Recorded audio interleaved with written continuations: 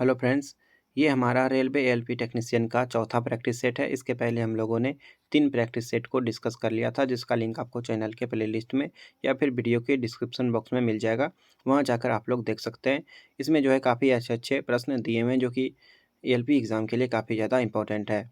और इसमें जो है साइंस के प्रश्न जो कि बहुत ही अच्छे-अच्छे दिए हुए हैं और ये सिलेक्टेड प्रश्न है। यहाँ से आप जो है एग्ज़ाम का तैयारी भी कर सकते हैं। तो सारे प्रश्नों को ध्यान से देखें और उनको याद करने का कोशिश करें। तो शुरू करते हैं। हमारा पहला क्वेश्चन है, जूल सेकेंड की इकाई क्या है? जूल सेकेंड इकाई है, यानी कि जूल सेकेंड जो है ये किसका इकाई है? शुरू में जो है थोड़ा-सा यहाँ पे धुंधला दिख रहा है, बिल्कुल भी परेशान नहीं होना है। आगे के क्वेश्चन जो है वो साफ दिखाई देंगे। जूल सेकेंड ये किसका इकाई है, ये बताना है। तो ये जो है जूल सेकेंड जो होता है ये कोणीय संवेग का इकाई होता है। कोणीय संवेग बराबर क्या होता है? तो कोणीय संवेग बराबर होता है जड़त्व आघूर्ण और कोणीय वेग के गुणनफल के। जड़त्व आघूर्ण और कोणीय वेग के गुणनफल को जो है कोणीय संवेग कहा जाता है और इसका यूनिट क्या हुआ? तो जूल सेकेंड। अगला क्वेश्चन है, एनीमोमीटर का उपयोग डैश मापने में करते हैं। एनीमोमीटर का उपयोग क्या मापने के लिए किया जाता है? तो एनीमोमीटर जो होता है वो पवन का वेग और उसका क्षमता दोनों को मापने के लिए इसका यूज किया जाता है, यानी कि पवन का वेग यहाँ पे सही आंसर हो जाएगा। अगला क्वेश्चन है, किसी पाइप लाइन के केंद्र पर स्थित किसी कण का वेग होगा। किसी भी पाइप लाइन में अगर कोई अभी पानी या कोई फ्लूइड बह रहा है तो बीच में जो कण होगा उसका वेग क्या होगा? तो उसका वेग जो है वो अधिकतम होगा, याद रखना है। और किनारे में जो पार्टिकल होगा, किनारे में जो कण होगा, पाइप के किनारे में जो कण होगा उसका जो है वेग होगा वो कम होगा। ये किसके कारण होता है? तो ये जो है श्यानता के कारण होता है, क्योंकि बीच में श्यानता कम होता है, याद रखना है। एक घूर्णी फ्लाईव्हील का आरपीएम निम्न में से किसके द्वारा नापा जा सकता है? आरपीएम को किसके द्वारा नाप सकते हैं? तो आरपीएम को जो है स्ट्रोबोस्कोप के द्वारा नापा जा सकता है। स्ट्रोबोस्कोप के द्वारा जो है आरपीएम मापा जाता है। हाइग्रोमीटर, हाइग्रोमीटर का उपयोग क्या किस में करते हैं? तो हाइग्रोमीटर का उपयोग जो है ये वायुमंडल की आर्द्रता को मापता है। बैरोमीटर से वायुमंडलीय दाब को मापा जाता है। वही एनीमोमीटर जो होता है इसके द्वारा वायु का वेग मापा जाता है, याद रखना है। एक लिफ्ट में किसी व्यक्ति का प्रत्यक्ष भार वास्तविक भार से कम होता है जब लिफ्ट जा रही हो। भार जो है उसका कम हो जाता है। कब हो जाएगा कम? जब जब लिफ्ट जो है वो नीचे की ओर जाएगा तो उसका भार जो है कम कम फील होगा। तुरंत से नीचे जा रहा है, इसका सही आंसर हो जाएगा। और जब लिफ्ट जो है वो ऊपर की तरफ जाएगा तो उस समय उसका भार जो है वो अधिक हो जाएगा। याद रखना है इस बातों को। ये सभी प्रश्न जो हैं बार बार पूछे जाते हैं। यदि सरल लोलक की लंबाई को 44% बढ़ा दिया जाए तो उसका आवर्तकाल में कितना प्रतिशत का वृद्धि होगा? अगर लोलक का लंबाई वो 44% बढ़ा दिया जाए तो उसका जो है आवर्तकाल कितना बढ़ जाएगा? उसका आवर्तकाल कितना बढ़ेगा? तो उसका आवर्तकाल जो है 20% बढ़ जाएगा। इसका एक फार्मूला होता है, टी बराबर 2π√L/g। ये वाले फार्मूला पे हम लोग जो है इसका वैल्यू निकाल सकते हैं। पार्श्व विकृति और अनुदैर्ध्य विकृति के अनुपात को कहते हैं। पार्श्व विकृति और अनुदैर्ध्य विकृति के अनुपात को क्या कहते हैं, ये पूछा जा रहा है। इसका आंसर क्या होगा? तो इसको जो है पुआसो अनुपात कहा जाता है। पुआसो अनुपात कहा जाता है। लंबाई में वृद्धि और मूल लंबाई के अनुपात को अनुदैर्ध्य विकृति कहते हैं। लंबाई में वृद्धि और मूल लंबाई के अनुपात को जो है अनुदैर्ध्य विकृति कहते हैं, ये भी याद रखना है। अगला क्वेश्चन, द्रव में आंशिक या पूर्ण रूप से डूबे हुए किसी ठोस द्वारा प्राप्त उछाल की मात्रा निम्नलिखित पर निर्भर करती हैं। द्रव में जो कुछ पदार्थ डूबा हुआ है और प्राप्त उछाल की मात्रा किस पर निर्भर करती हैं? इसका आंसर क्या होगा? तो ठोस द्वारा हटाए गए द्रव की मात्रा पर। इसका सही आंसर हो जाएगा। अगला क्वेश्चन है, 1 ग्राम वाले पदार्थ का तापमान 1 डिग्री सेंटीग्रेड बदलने के लिए आवश्यक ऊष्मा की मात्रा को क्या कहते हैं? 1 ग्राम वाले पदार्थ की तापमान 1 डिग्री सेल्सियस बदलने के लिए आवश्यक ऊष्मा की मात्रा को क्या कहते हैं? इसका क्या आंसर होगा? तो इसको जो है विशिष्ट ऊष्मा कहा जाता है, विशिष्ट ऊष्मा कहा जाता है। और ये पदार्थ का जो है वो नेचर पे निर्भर करता है, यानी कि पदार्थ के प्रकृति पे निर्भर करता है विशिष्ट ऊष्मा। निम्नलिखित में से कौन सा रासायनिक परिवर्तन नहीं है? रासायनिक परिवर्तन इसमें से कौन सा नहीं है, ये पूछा जा रहा है। रासायनिक परिवर्तन इसमें से कौन सा नहीं है, चूज करना है, कौन सा नहीं हो जाएगा। तो पानी का वाष्प में रूपांतरण, ये जो है रासायनिक अभिक्रिया नहीं है। फोटोग्राफी में उपयोगी हाइपो रासायनिक रूप में क्या है? फोटोग्राफी में उपयोगी हाइपो, ये रासायनिक रूप से क्या है? हाइपो ये रासायनिक रूप से क्या होता है? तो हाइपो जो है वो सोडियम थायोसल्फेट होता है, सोडियम थायोसल्फेट होता है, याद रखना है। अगला क्वेश्चन है, वर्ल्ड वाइड वेब में किस प्रकार की सूचना होती हैं? वर्ल्ड वाइड वेब में किस प्रकार की सूचना होती हैं, ये बताना है। तो इसमें जो है वर्ल्ड वाइड वेब को WWW भी कहा जाता है। इसमें जो है पाठ, चित्र या ध्वनि, ये सभी प्रकार की सूचना होती हैं। ये उस किसी पाठ के रूप में हो सकता है, फिगर और साउंड के रूप में भी हो सकता है, याद रखना है। परम 10,000 ये क्या है? परम 10,000 ये क्या है? तो ये जो है भारत द्वारा विकसित सुपर कंप्यूटर है। ये जो है भारत के द्वारा विकसित सुपर कंप्यूटर है, याद रखना है। अमलगम में रहता है, अमलगम में क्या रहता है? अमलगम में जो है मेनली पारा रहता है। पारा और अन्य धातु के साथ मिलकर जो धातुई घोल बनाया जाता है उसको अमलगम कहते हैं। यानी कि पारा रहेगा और कोई भी धातु का जो घोल रहेगा उसको अमलगम कहा जाता है। प्रशीतन की अवशोषण प्रणाली सामान्यतः निम्न में से किस प्रशीतक का उपयोग करता है? किस प्रशीतक, किस रेफ्रिजरेंट का प्रयोग करता है, ये पूछा जा रहा है। इसका आंसर हो जाएगा, क्या आंसर होगा इसका? तो NH3 अमोनिया का जो है इसमें प्रयोग किया जाता है। किसके रूप में? तो रेफ्रिजरेंट के रूप में, प्रशीतक के रूप में। वनस्पति कोशिका तथा प्राणी कोशिका का अंतर किसकी उपस्थिति से स्पष्ट होता है? वनस्पति कोशिका तथा प्राणी कोशिका का अंतर किसकी उपस्थिति से स्पष्ट होता है, ये बताना है। तो ये जो है कोशिका भित्ति की उपस्थिति से स्पष्ट होता है। जंतु कोशिका में प्लाज्मा झिल्ली होता है तथा वनस्पति कोशिका में कोशिका भित्ति पाया जाता है। यानी कि पौधे वगैरह में जो है कोशिका भित्ति पाया जाता है और जंतु जो भी होते हैं, जीव जंतु, उसमें प्लाज्मा झिल्ली पाया जाता है। अनुवांशिक इकाई है, अनुवांशिक का इकाई है।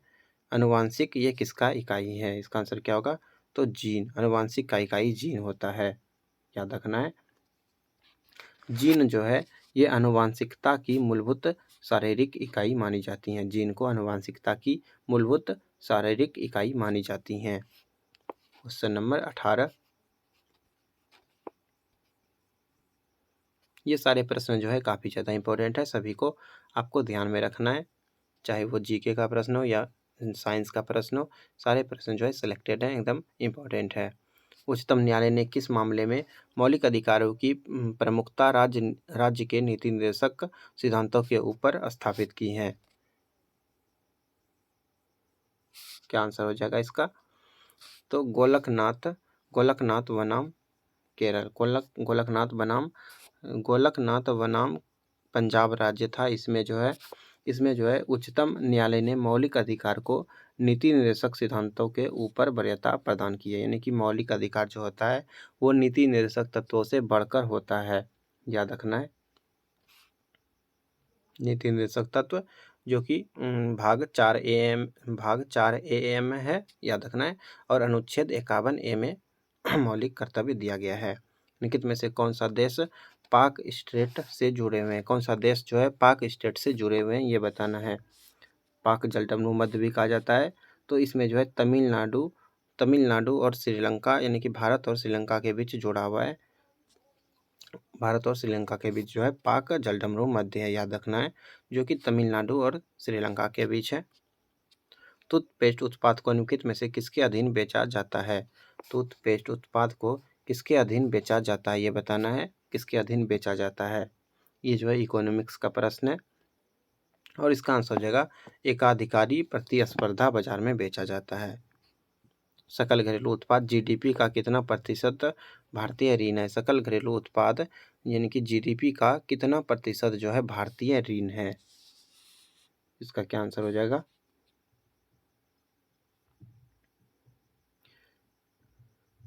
इस समय जो है जीडीपी का 18% जो है वो भारतीय ऋण था, याद रखना 18% इसका सही आंसर हो जाएगा। ये जो है प्रश्न करंट अफेयर्स पे आधारित है। श्रम कानूनों में सुधार एवं श्रम प्रक्रिया के बेहतर बनाने के उद्देश्य से कौन सी योजना चलाई गई है? कौन सी योजना चलाई गई है ये बताना है। इसका आंसर क्या होगा? इसका आंसर हो जाएगा दीनदयाल उपाध्याय श्रमेव जयते योजना। ये जो है 16 अक्टूबर 2014 को जो है शुरू किया गया था और नई दिल्ली में नरेंद्र मोदी के द्वारा शुरू किया गया था।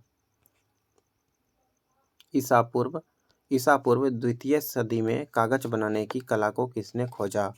यहाँ पे सती नहीं होगा, यहाँ पे सदी होगा। इस सदी में जो है द्वितीय सदी में कागज बनाने की कला को किसने खोजा था? इसका आंसर क्या होगा? तो चीनियों ने जो है सबसे पहले कागज बनाने की कला को खोजा था।